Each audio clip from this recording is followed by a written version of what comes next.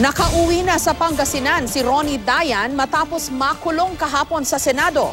Na-cite in contempt si Dayan kahapon dahil hindi nagustuhan ng ilang senador ang ilang pabago-bago niyang pahayag sa mga pagdinig. Ayon naman kay Senator Laila De Lima, hindi siya galit sa dating kasintahan sa kabila ng di manoy pagsisinungaling nito. May report si Jamsi Sante. Matapos ipakulong ng mahigit 5 oras dahil umano sa pagsisinungaling sa pagdinig sa Senado, pinauwi na rin kagabi ang dating driver bodyguard ni Senador Laila De Lima na si Ronnie Dayan. For purely humanitarian reason and a commitment to be just a call away at darating siya kung may hearing, so we let him go. Kasama yung asawa niya, mga anak niya, meron siyang anak na hindi niya pa nakikita. Sabi ni Senador Ping Lacson, chairman ng Senate Committee on Public Order, meron daw mga binanggit si Dayan sa kanila na hindi niya nasabi sa pagdinig ng Senado tungkol kay Senador De Lima.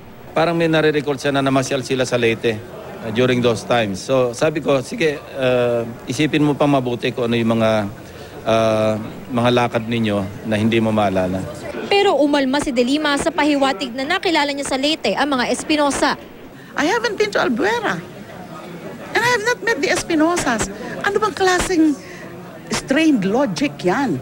Just because I went, or me and Ronnie Dayan went to Leyte, ergo, that's proof of my connection, alleged connection to the Espinosas. Yolanda yun eh. Para raw ang dating kasintahang si Dayan lang ang dinidiin at pinaniniwalaan na ang testimonya ng Eastern Visayas drug lord na si Kerwin Espinosa, gayong pareho naman daw sila nagsisinungaling ukol sa pahayag nilang tumanggap ng drug money si De Lima. That was so unfair.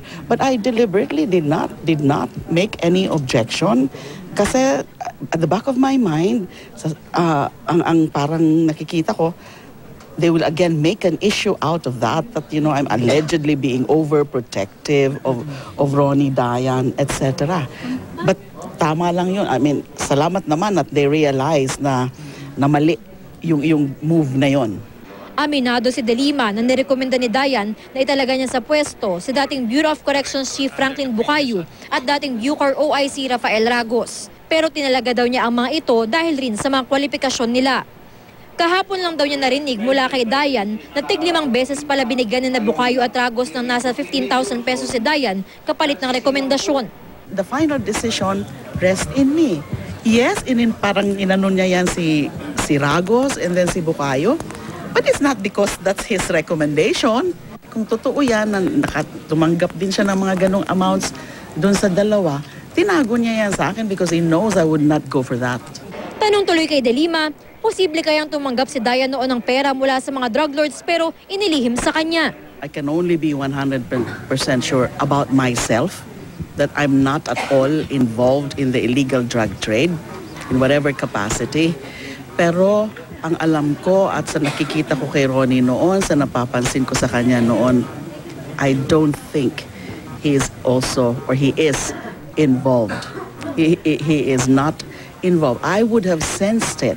Kasi ano yan eh, yung galit sa droga yan eh. Sa kabila ng mga sinabi ni Dayan laban sa kanya, hindi raw nagagalit si De Lima. Isang dahilan nga daw ba't siya dumalo sa pagdinig, naawa siya nang mapansing mukhang hindi maganda ang pakiramdam nito kahapon. Awa, more of awa. Kahit ganon ang ginagawa, na alam mo na, sumasama siya dyan sa kasinungalingan na yan. I know na hindi niya yan gagawin kung walang compelling reason na and more of takot sa buhay niya yan. Saka sa pamilya niya, mahal naman niya mga anak niya saka mga apo niya. Umaasa lang daw si De Lima na balang araw ay sabihin ni Dayan ang anyay katotohanan na hindi siya tumanggap ng pera mula sa droga. Jamsi Sante, GMA News.